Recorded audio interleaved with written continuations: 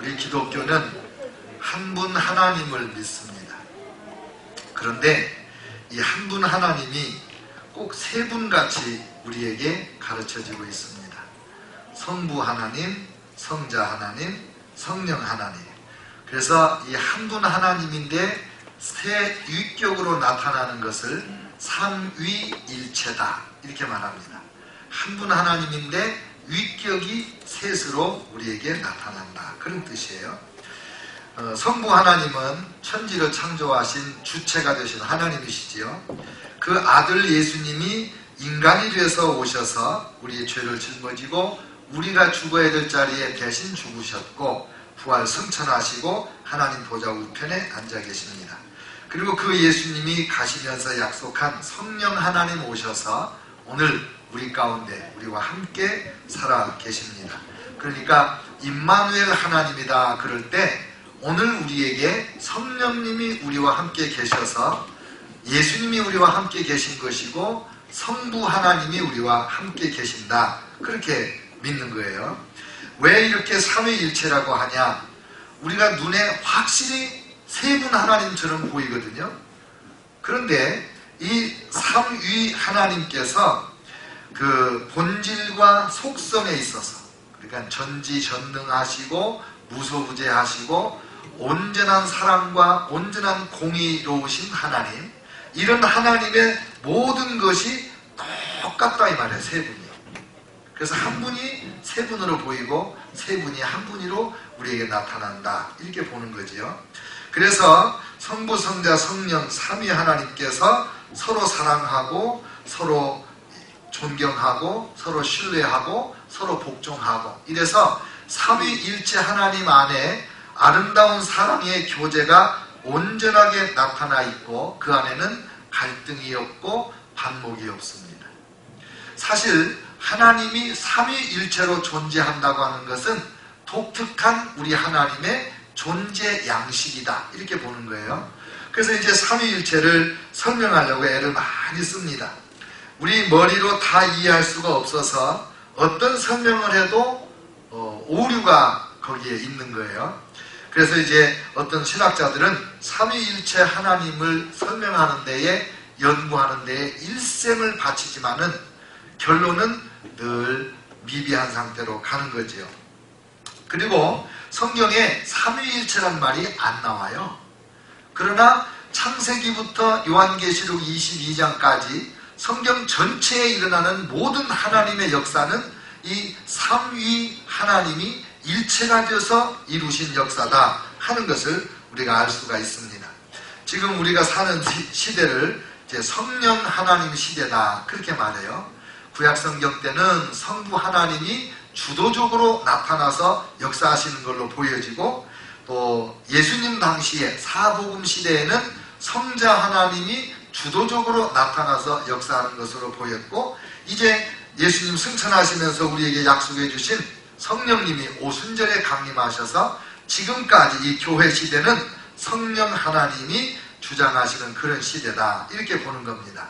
오해하지 않아야 되는 것은 성부 하나님 구약 시대에도 성자 성령님이 함께 계셨고 성자 예수님 시대에도 성부 하나님과 성령 하나님이 함께 계셨고 지금 성령 시대에도 성부 성자 하나님이 일체로 함께 계시는데 우리가 볼 때 하나님의 이 삼위격이 주도적으로 어느 위격이 나타나는가 여기에 따라서 이제 이런 시대를 나눠 놓은 것이죠. 만약에 기독교가 세 분의 신을 믿는다 그러면 그 이단이 되는 거예요. 근데 한 분이고 삼위가 없다. 그것도 이단이 되는 거예요. 그래서 성부, 성자, 성령 삼위일체 하나님을 믿어야 우리 기독교 성경적인 정통 신앙이 되는 거지요. 그런데 이제 문제는 성령 시대를 사는 우리가 성령님을 잘 몰라요. 그래서 성령님이 우리에게 행하시는 역사를 잘 모르니까 협조를 못하고 성령님의 그 은혜와 능력을 우리가 다 누리지를 못해요. 그래서 이제 오늘은 성령 하나님을 모시고 살자 이런 제목으로 설교 제목을 정했는데 이 예수님을 잘 믿으려면 성령님을 잘 알아야 돼요. 왜냐하면 예수님의 일생이 완전히 성령님 안에서 이루어졌거든요. 동정녀 마리아가 예수님을 잉태할 때 어떻게 잉태했어요? 성령으로 잉태가 된 거예요. 예수님이 자라나실 때도 성령께서 충만하게 임했어요.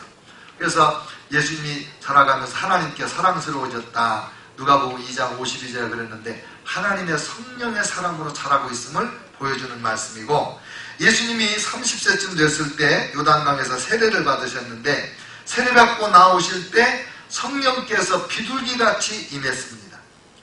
예수님 생애를 보면 이 요단강 세례받고 성령 받을 때 성령 하나님이 예수님께 임하실 때 그 이전과 그 이후가 완전히 달라요. 그 성령 하나님이 임하시기 전에는 예수님이 기적을 행한 적이 없어요. 하나님의 나라를 증거한 적도 없어요. 근데 성령이 임하시니까 그 성령에 이끌려서 광야에 가셔서 40일 금식하시고, 성령에 이끌려서 사탄에게 시험 받았는데 그 시험을 이기시고, 성령에 이끌려서 두루 다니면서 착한 일을 행하시고, 병자 고치고 귀신 쫓고 죽은 자 살리고 안진뱅이 일으키고 나면서부터 소경된 사람 눈뜨게 하고, 그리고 온갖 병을 고칠 뿐만 아니라 오병이어로 떡 5개 물고기 2마리로 5,000명을 먹이는 기적도 행하시고, 물로 포도주도 만들어서 결혼식이 즐거운 잔치가 되도록 복을 내려 주셨습니다. 이 모든 역사가 성령께서 예수님을 통하여 하신 일이에요. 더군다나 예수님이 십자가에 달려 돌아가셨을 때 이제 부활하시잖아요. 근데 어떻게 부활했느냐? 하나님께서 살리셨죠. 근데 로마서 8장 11절에 이렇게 나와요. 예수를 죽은 자 가운데서 살리신 이의 영이 너희 안에 거하시면 그리스도 예수를 죽은 자 가운데서 살리신 이가 너희 안에 거하시는 그의 영으로 말미암아 너희 죽을 몸도 살리시리라. 하나님, 성부 하나님이 살리셨는데 성부 하나님의 영이신 성령님이 예수님 안에 계셔서 그 성령님으로 예수님을 살렸다는 거예요. 그래서 저와 여러분이 죽을 병에 걸려 있어도 그 성령님이 우리 안에 계시면 그 성령님으로 말미암아 우리 죽을 몸도 살려주신다는 거예요.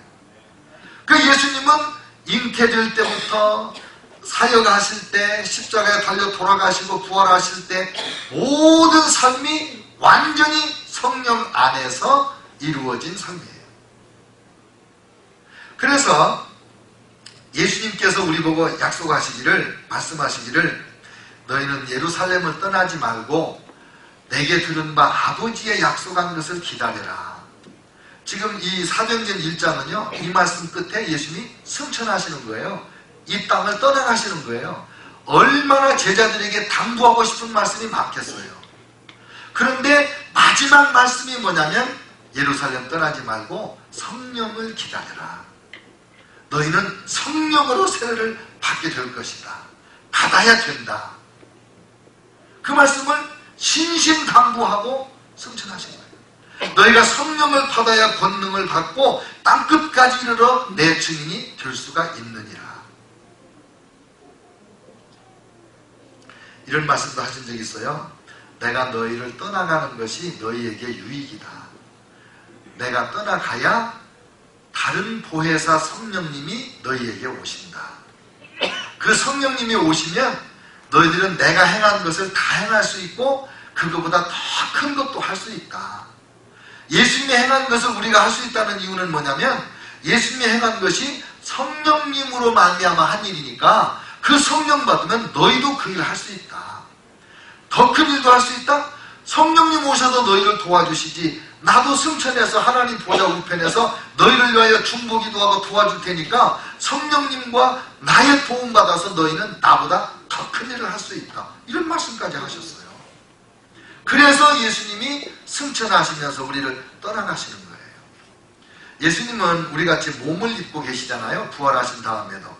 부활하신 다음에는 신속하게 움직이지만은 무소부재, 어디에나 계시는 거에 있어서 이 시간과 공간에 제약을 받는다는 거죠. 그러니까 예수님이 예루살렘 계시면 LA에 나와 계시는 거예요. 그 대신 성령님으로 예수님이 예루살렘도 계시고 여기도 계시고 제 안에도 계시고 여러분 안에도 계시고 두고 온 조국의 우리 동포들 안에도 계시고, 그래서 예수님이 승천하신 다음에 다른 보혜사 성령님을 보내주신 거예요. 예수님이 성령 받고 이렇게 능력 있게 사신 것처럼 우리 예수님의 제자들도 성령 받고 변화됐습니다. 성령 받기 전에는 예수님의 제자들이 보통 사람들 같이 시시했어요. 3년 훈련 받았지만 훈련의 효과가 나타나지가 않았어요. 근데 성령 받고 나니까 새 방언을 말하잖아요. 이 방언이라는 게 이렇게 방언을 하면 다 알아듣는 방언을 했어요, 그때. 근데 그것만 새 방언이 아니고 제가 이 말씀을 묵상하면서 하나님께서 감동을 주셨는데 성령 받으면 새로운 언어가 나오기 시작하는 거예요. 사랑하는 말, 용서하는 말, 인정해주는 말, 칭찬해주는 말. 성령 받으면 말이 바뀌어요. 이 은사로서의 방언만 중요한 게 아니라 성령 받고 말이 바뀌어서. 지난번에 한국에 갔다가 제가 군대 친구하고 전화 통화하게 됐어요. 우리 처남 차를 타고 가면서 제가 물어봤어요. 혹시 그 옛날에 수원중앙침례교회에 고인섭이라고 있었는데 혹시 몰라? 그랬더니 고인섭? 선교사님 같은데요? 그래. 우리 부대에 신윤섭도 있었고 고인섭도 있었는데 아주 신앙이 좋아지고 신윤섭? 우리 교회 장로님인데요? 그러더니 운전하면서 전화를 하는 거예요. 이게 전화해가지고 신장로님 저 이 집사인데요.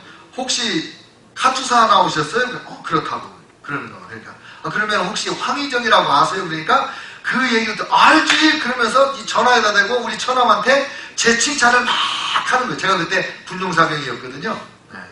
그래가지고 이제 전화 바꿔줘가지고 통화하고 너무 반갑다고 그러고 오늘 이번에는 시간이 안 되지만 다음에 오면 우리 만나서 함께 이야기하자고 그랬어요. 근데 왜 이야기를 하냐면요. 이 심윤섭 씨가 어떤 분이냐면 자기 형수님 이야기를 해요. 자기 형수님이 믿음이 그렇게 좋은데 조카들을 혼낼 때, 조카들은 매를 때릴 때 이 나쁜 놈아, 이 망할 놈아 이런 말을 절대 하는 게 아니라 이 세계적인 부자가 될 놈아 이놈아, 위대한 정치가가 될 놈아 이놈아 이러면서 매를 때린다는 거예요. 제가 다음에 한국 가면 그 조카들 꼭 안부 물어보고 여러분에게 소식 전해줄게요. 훌륭한 인물이 되어 있을 거예요. 틀림없이. 우리 처남이 신장로님을 그렇게 칭찬을 해요. 진짜 훌륭한 장로님이라는 거예요. 군대에 있을 때하고 똑같은 얘기를 하는 거예요. 그렇게 변함없이. 왜? 성령의 사람이니까. 성령의 사람이니까. 그리고 성령 받으니까 제자들이 병을 고치는 능력, 귀신을 쫓는 능력, 죽은 자를 살리는 능력, 그리고 온갖 박해를 당해도 포기하거나 낙심하거나 두려워하지 않고 오히려 감옥에 갇히니까 감옥에서 해방되어 나올 때까지 계속 기도를 하는데 베드로가 문 앞에 왔는데도 아직 안 나온 줄 알고 계속 기도하는 거예요. 끝까지 기도하는 그런 기도의 용사들로 변하는 거예요. 성령 받으니까 사람이 변해요. 또 성령 받으니까 생각이 바뀝니다. 생각. 여러분들이 비즈니스하고 미국에서 깜둥이, 흰둥이 어울려 살면서 마음에 안 드는 사람 많잖아요. 근데 여러분이 멕시칸을 무시하는 사람 혹시 있을지 모르겠는데 그러면 안 되겠어요. 그러나 그 무시하는 마음 바꾸기 쉽지 않죠. 흑인들 좋아하기 쉽지 않죠. 근데 유대인이 이방인들을 자기들하고 똑같은 사람 취급한다는 것은 이건 진짜 불가능합니다. 왜요? 유대인들 머릿속에는 우리 유대인만 하나님의 택함받은 백성, 선민이고 이방인은 지옥불에 뗄까. 이방 여자가 아기 낳을 때 도와주지 마라. 그게 유대인들의 가르침이었어요. 그런데 그 베드로 사도와 이 제자들이 생각이 바뀌어서 이방인도 우리와 똑같이 예수님 믿고 죄용서 받고 하나님의 자녀가 된다. 이렇게 생각이 바뀌어요. 이게 처음에 안 바뀌니까 하나님께서 고넬료라는 이방인에게 환상 중에 요바에 가서 베드로라는 사람을 시몬의 집에 있으니까 모셔와라. 그래서 사람 보내놓고 밖에 사람도 도착할 때쯤 내가 하나님이 기도 중에 있는 베드로에게 환상으로 보자기를 보여주면서 그 안 먹는, 유대인이 안 먹는 짐승들 잡아먹어라, 잡아먹어라, 잡아먹어라. 그게 뭐예요? 네가 부정하다고 하지 마라, 내가 깨끗하게 했다. 그러고 나서 가잖아요. 근데 거기 그 집에 가가지고도 베드로가 혼자 안 갔습니다. 이방인 집에 성령이 가라고 하니까 가기는 가는데 혼자 갔다 와서 무슨 날벼락이 날까 무서우니까 증인들로 몇몇 사람을 데리고 가는 거예요. 그리고 그 집에 들어가서도 얼른 설교를 안 하고, 여러분 알다시피 내가 유대인인데 이방인의 집에 들어오고 여러분하고 교제하는 게 안 맞는 거 아시죠? 근데 왜 불렀습니까? 여차 저차 이차 해가지고 하나님의 음성을 듣고 모시러 보냈으니 하나님이 하시는 말씀을 들려주세요. 그때사 예수님 이야기를 조금 하잖아요. 갔다 와가지고 난리가 났어요. 왜 이방인의 집에 들어갔느냐. 그래가지고 회의가 일어났어요. 회의를 해가지고 그때 결정을 해서, 그러면 이방인들도 우리같이 구원받도록 하나님이 은혜를 주셨다는 것을 우리가 받아들이자. 그렇게 해서 생각이 바뀌어요. 성령님 아니었으면 절대로 바뀌지 않는 생각이에요. 지금도 여러분과 제가 생각이 바뀌는 것은 성령의 감동이 와야 됩니다. 우리는요, 우리 생각을 점점 강화시키면서 내 고집을 피우고 내가 옳다는 걸 주장하고 그러는 성향이 강하거든요. 근데 성령님이 임하시면 생각이 바뀌어요. 하나님 생각으로 바뀌는 거예요. 그리고 이 성경에 보니까, 사도행전에 보니까 성령님과 더불어 살고 성령님의 인도하심을 따라 살고 성령님을 아주 친밀하게 모시고 살고 성령님께 불순종하면 즉각 심판이 임했어요. 5장에 아나니아와 삽비라, 바나바 사도라든지 여러 훌륭한 분들이 교회에 돈이 없으니까, 가난한 과부들 도울 돈이 없으니까 재산을 팔아가지고 교회에다 바쳤거든요. 근데 그걸 보고 아나니아 삽비라도 땅을 팔았어요. 근데 팔기 전에 마음과 팔고 난 다음에 현찰을 보니까 마음이 바뀌었나 봐요. 일부를 감춰놓고 일부만 갖다 바쳤는데 베드로 사도가 물어보는 거예요. 아나니아야, 이것이 땅 판 돈 전부냐? 예, 전부입니다. 내가 어찌하여 성령을 속이느냐? 그 말이 떨어지자마자 그 자리에서 직사합니다. 갖다가 묻어버렸지? 묻고 묻은 사람들이 오는데 부인 삽비라가 들어왔어요. 삽비라야, 네 남편이 가지고 온 돈 이것이 전부냐? 예, 전부입니다. 너희가 어찌하여 둘이 짜가지고 하나님의 성령을 속이느냐? 네 남편을 묻은 자들이 문 앞에 왔다. 그 말이 떨어지자 삽비라도 직사해가지고 갖다 묻어버렸어요. 하나님의 성령을 어떤 자세로 대하는가, 하나님의 성령 앞에 얼마나 정직하고 진실하게 살았는가 하는 것을 보여주는 거예요. 무서워 벌벌 떨죠. 성령님을 함부로 할 수가 없는 거예요. 사도들이 그 성령님 의지하고 담대해져서 예수님 재판했던 그 공회에 끌려가 가지고도 기가 전혀 죽지 않고 하는 말이, 사람보다 하나님께 순종하는 것이 마땅합니다. 예수님이 메시아인 것은 우리가 이걸 증거하지만 하나님이 자기에게 순종하는 사람들에게 주신 성령도 증거합니다. 성령님과 같은 생각, 같은 주장, 같은 자세로 산다는 거죠. 이게 초대교회 신자들의 모습이에요. 그래서 7장 51절 너희도 항상 성령을 거스르는도다.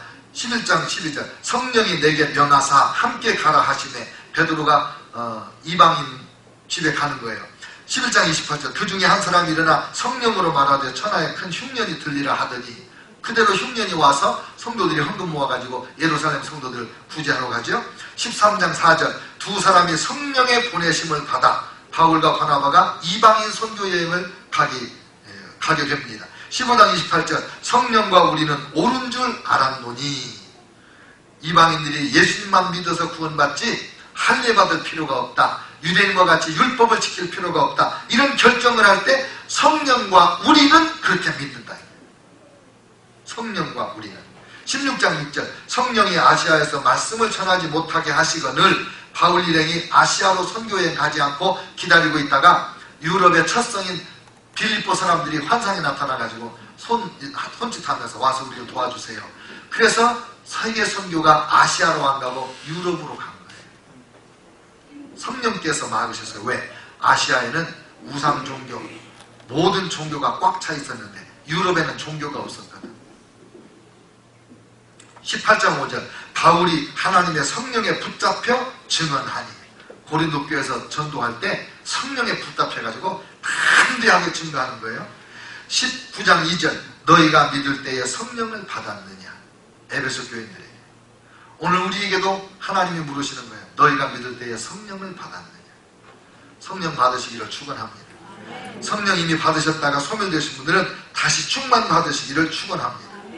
오직 성령이 각 성에서 내게 증언하여. 사도 바울이 가는 데마다 성령께서 말씀해 주시는 거예요. 예루살렘에 가면 환난과 핍박이 너를 기다리고 있다. 그런데 성령으로 말미암아 결단하고 나는 이 길을 간다 이거예요. 죽기까지도 내가 각오하고 간다. 성령 안에서. 사도행전 20장 28절 여러분은 자기를 위하여 또는 온 양떼를 위하여 삼가라. 성령이 그들 가운데 여러분을 감독자로 삼고. 목사님, 장로님들에게 하시는 말씀이야. 성령님이 여러분을, 주의 백성들을 돌보는 감독자로 세워주셨다는 말씀이죠. 근데 오늘날은 이런 말씀이, 이런 간증이 너무 희미해진 거예요.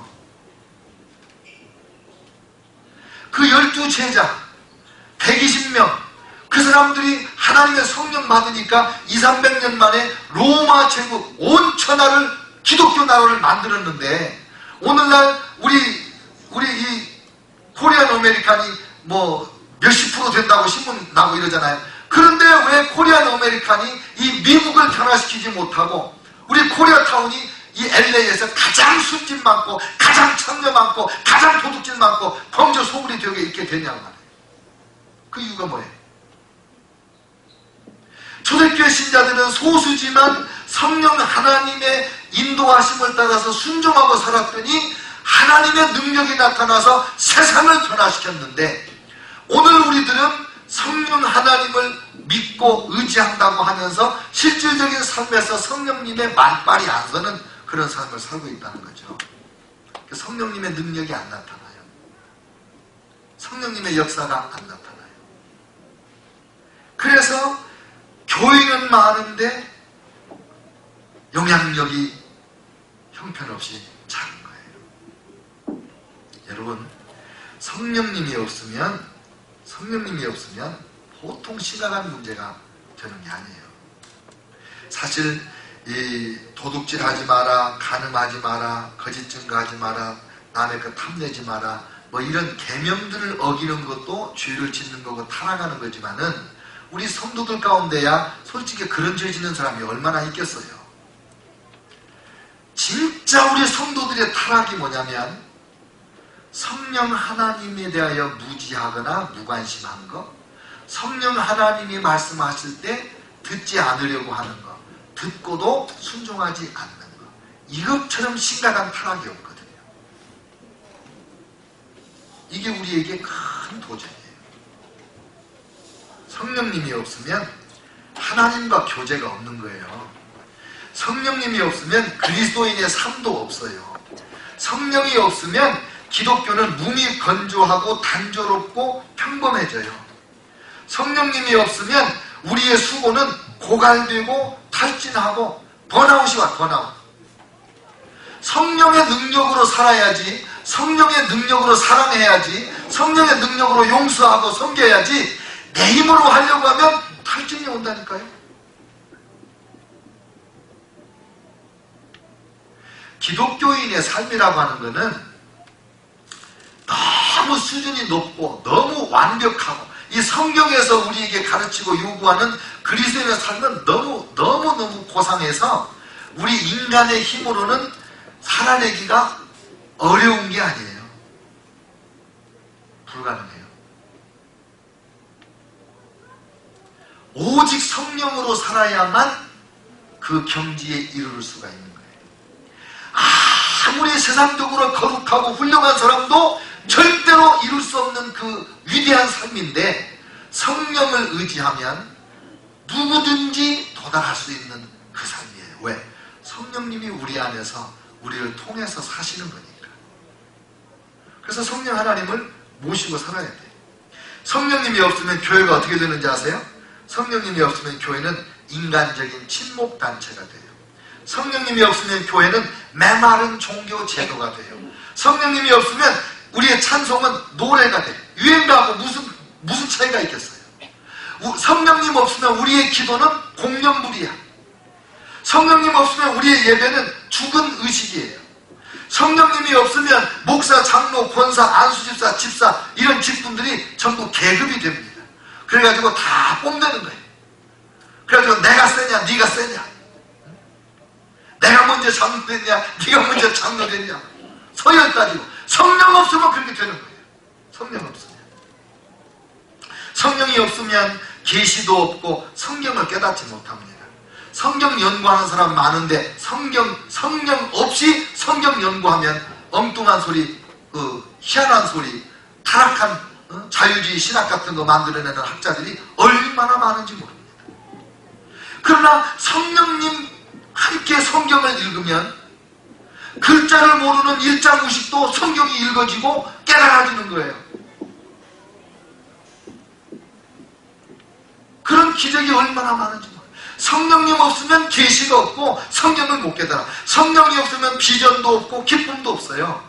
성령님 없으면 평안함도 없고 자유함도 없고 성령님 없으면 능력이 없어요.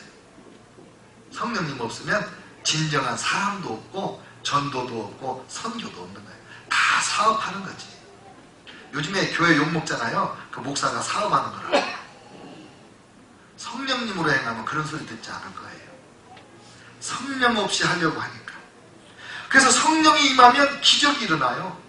성령대로 살면 우리 삶이 완전히 새로운 삶이 된다고요. 구약시대에는 성령님이 모든 사람에게 다 임하지 않았어요.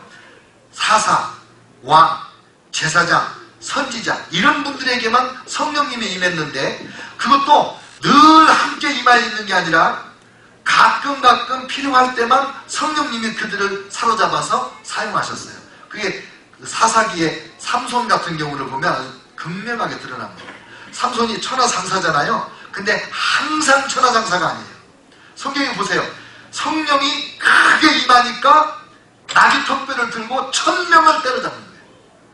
또 능력이 없어요. 또 성령이 크게 임하니까 짐승들을 잡아가지고 막 그 밭을 불태우고, 성령이 크게 임하니까 그 블레셋 사람들을 잡아가지고 외투를 다 뺏어오고, 성령이 임하니까 그 밭을 썩은 동아줄 끊듯이 다 끊어버리고, 이런 능력이 성령이 임하실 때마다 마지막 죽는 순간에 하나님 한 번만 저에게 은혜를 베푸셔서 내 눈을 뺀 원수를 갚게 하소서. 그리고 한꺼번에 그 신전을 무너뜨리며 죽잖아요.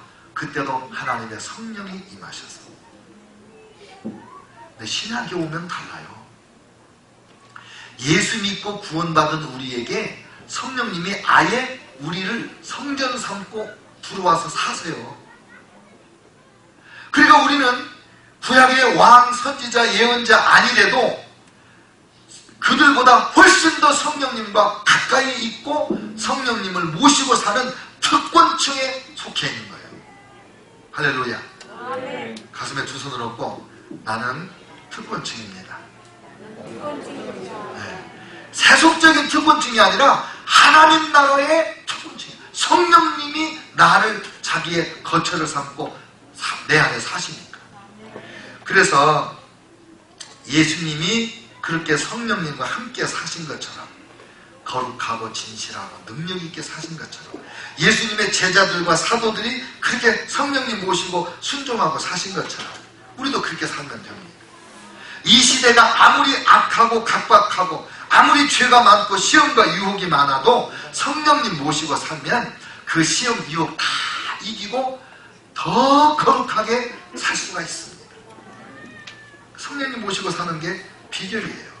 어떻게 성령님을 잘 모실 수 있냐? 이미 예수님 믿은 사람들은 성령님 우리 안에 계시니까 어떻게 하면 성령님을 잘 모시고 살 수 있냐? 첫째, 성령님하고 대화를 많이 해야 돼요. 여러분 집에 손님이 오셨는데 잠깐만 여기 계세요. 제가 부엌에 가서 염소 한 마리 잡아가지고 폭 구워가지고 올 테니까요. 그리고 안방에다가 혼자 꼬다는 볼자루 같이 손님 앉혀놓고 부엌에 가서 열심히 요리하면 그 손님이 야 내가 진짜 대접받는구나. 여기 진즉 올 걸 그랬다. 그럴 손님이 있겠어요? 슬금슬금 나와가지고 부엌에 문 이렇게 열고 자꾸 얘기를 할 거 아니야. 그거 이렇게 시간 오래 걸려요? 그 염소 몇 살짜리 잡았어요? 자꾸 얘기할 거 아니에요. 손님을 대접하는 거는 음식 대접하는 것도 대접하는 거지만 대화하는 게 더 중요한 대접이에요. 성령님이 우리 안에 계시니까 성령님하고 대화해야 돼요. 그래서 이런저런 이야기를 늘 성령님하고 하는 거예요. 여러분 아침에 일어나셔서 성령님한테 인사하셨어요? 네. 아침 일어나시면 성령님 안녕하세요. 지난밤에 잘 자게 해주셔서 감사해요. 오늘도 성령님과 함께 하루를 살겠어요. 제가 잘 알아듣게 말씀해 주세요. 순종하겠어요. 이러고 아침에 성령님과 인사를 나누고 하루를 시작하는 거죠. 그러면서 동시에 이렇게 해요. 성령님하고 이제 일어나서 성령님 이 전화기에서 벨이 한 번 더 울리면 5분인데 그때까지 자고 5분 더 자고 일어날게요. 그리고 자는 거예요. 또 울려요. 그냥 일어날까요? 더 잘까요? 그 일어나는 거지. 그리고 이제 화장실에 들어가서 세수를 하잖아요. 예수님 늘 양치질 먼저 하고 세수를 했는데 오늘은 세수부터 하고 양치질을 할까요? 사사건건 얘기하는 거예요. 여러분 이해하고 들으세요. 윤복희 권사님 계시잖아요. 여러분 그 노래 부르신 분. 그분이 CGN TV에 나와서 이야기하는데 뭐라 그러냐면 자기는 모든 것을 예수님하고 대화한대요. 그러면서 방송에서 이렇게 얘기해요. 화장실에서 이를 보고 변을 보고도 주님 오늘은 변 색깔이 이러네요. 그 얘기도 한대.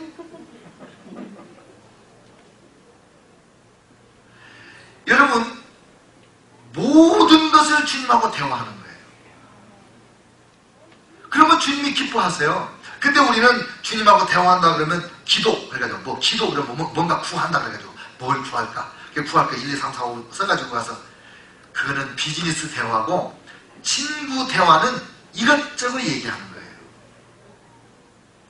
남편들이 오랜만에 부인 친구가 집에 오면 도대체 뭔 얘기를 저렇게 밤새도록 하는가 하고 이렇게 엿들어보다가 참 할 일도 되게 없다. 쓸데없는 얘기를 저렇게 했었네. 그런단 말이에요. 남편들은 뭐 중요한 얘기만 한다고 그러지. 그러니까 남편들이 외롭지. 시시콜콜한 얘기를 하는 것이 중요한 거예요. 운전을 하다가 누가 확 끼어들잖아요. 주님 저 사람 왜 그래요? 이래야지. 저 새끼! 이러면 벌써 성령님하고 사는 게 아니잖아요. 항상 주님하고 대화하는 거예요. 그리고 자꾸 여쭤보세요. 예수님 어떻게 할까요? 어떻게 하면 좋을까요? 그래야지요. 그리고 예수님께 재미난 이야기를 자꾸 들려주세요. 카톡이 왔어요. 아이고 주님 우리 남권사님이 요즘에 저한테 보내주는 글 보니까 참 요즘에 이런 생각에 그 권사님이 감동을 받는가 봐요. 희망 있네요 주님. 우리 권사님 축복합니다. 그러면서 읽는 거예요. 카톡에 누가 동영상을 보내왔잖아요. 주님 나는 한 번도 이런 데 여행을 못 가봤는데 주님 혼자 이렇게 멋있는 거 혼자 다 보고 계세요. 언젠가 내가 중국에 한번 가게 해주세요. 이러면서 그 중국의 절경 사진을 보는 거예요. 할렐루야. 그러면 주님께서 그래 내가 너한테 너무 무심했다. 일만 시켜먹고 내가 여행도 한번 안 시켜줬구나. 기다리라 내가 반드시 내가 너를 보내주마. 좋은 며느리를 주든지 사위를 주든지 내가 반드시 보내주마. 그러실 거 아니에요. 응? 그래서 항상 주님하고 대화. 그래야 우리 주님께서 성령께서 내 안에서 심심하지 않은 거예요. 그 다음에 성령님을 칭찬해드려요. 찬양해드려요. 아 성령님 어젯밤에 우리 금요일 저녁에 목사님이 설교를 참 잘하셨는데 성령님 참 잘하셨어요. 황의정은 확실히 목사로 사는 게 잘하는 것 같아요. 하나님이 잘 뽑았어요. 그러면 성령님이 그래 잘 뽑았지? 네. 너를 위해서 내가 다음번에 설교 더 잘하게 해줄게. 할렐루야. 그래서 자꾸 칭찬하는 거예요. 그리고 우리 아이들이 어느 날 이렇게 뭐 예쁜 짓 하잖아요. 그러면 아이고 내 새끼 어디서 나와서 이렇게 나를 기쁘게 하냐. 거기서 끝나면 인간적인 엄마예요. 근데 아이고 주님, 나 같은 것한테 어떻게 이렇게 기특한 자식을 주셔서 이렇게 행복하게 해주세요. 그러면 그게 벌써 성령님께 영광을 돌리고 성령님께 감사하고 우리 자녀들의 미래를 성령님 손에 탁 맡겨드리는 거예요. 범사에 주님과 들어가는 거예요. 범사에. 그리고 노래를 많이 불러야 돼요. 성령님 찬양. 우리 교회에 지금 11년째 찬양하는 분들이 있었어요. 처음에는 제가 했어요. 믿어지세요? 네, 제가 찬양인도 했다고 처음에는. 근데 11년 만에 최고로 훌륭한 찬양 목사님을 보내주셨어요. 할렐루야. 그래가지고 제가 요즘에 설교를 조금 더 잘하는 것 같잖아요. 혹시 여러분? 이 찬양에 제가 은혜 받아서 그런 거예요. 이 찬양할 때 은혜를 받으면요 설교가 막 절로 돼요. 성령님의 저를 막 사로잡으시기 때문에. 근데 제가 찬양 인도하는 분에게 부탁하는 말이 있어요. 뭐 이래라 저래라 그런 얘기 제가 잘 안 해요. 성령 찬송, 보혈 찬송 많이 해주세요. 그건 제가 한 명도 안 빼놓고 꼭 부탁했어요. 어떤 분은 진짜 말을 안 듣더라고. 그래가지고 몇 번 얘기한 분도 있어요. 제발 성령 찬송 좀 해주세요. 왜냐면요 성령 찬송을 부를 때 성령님이 너무 기뻐하세요. 그리고 성령님이 기쁘시면 막 은혜가 쏟아지는 거죠. 그리고 성령님한테 사랑 고백을 하고 성령님이 좋아하시는 것을 하세요. 성령님 고마워요. 성령님 감사해요. 사랑해요. 성령님 찬양합니다. 이렇게 하면서 성령님이 싫어하는 것은 피하는 건데 성령님이 뭘 싫어하시냐면요 남 흉보는 거 싫어해요. 딱 싫어하세요. 그리고 부정적인 이야기하는 거 성령님 싫어하세요. 성령님은 부정적인 영이 아니라 긍정적인 영이세요. 창조의 영이세요. 안 된다 안 된다 그러면 성령님이 슬퍼하시고 성령님이 위축이 돼요. 왜? 성령님은 없는 것을 있는 것 같이 부르시는 하나님이잖아요. 그래서 여러분이 자녀들 보고도 참 잘 된다. 사업을 생각할 때도 하나님 잘 되게 해주셔서 감사합니다.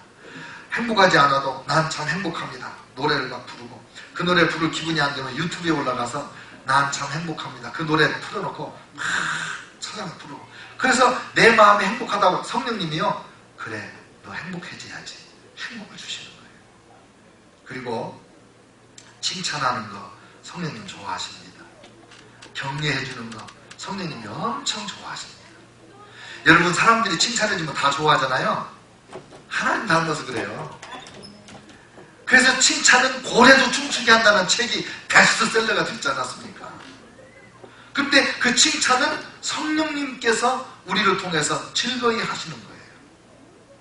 그러면 성령님이 우리를 통해서 행복하시고 성령님의 지혜와 능력, 거룩하게 사는 삶을 우리를 통해서 살아주시는 거예요. 그리고 성령님은 거짓말을 안 해요. 약속을 지키는 걸 좋아하세요. 그래서 우리가 거짓말을 하면 성령님이 싫어하시고 성령님이 목소리가 줄어들어요.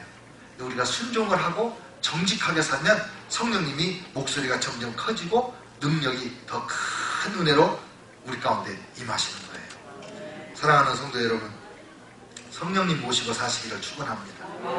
매일매일 순간순간 성령님의 기쁨이 되고 성령님의 자랑이 되시기를 축원합니다. 기도하겠습니다.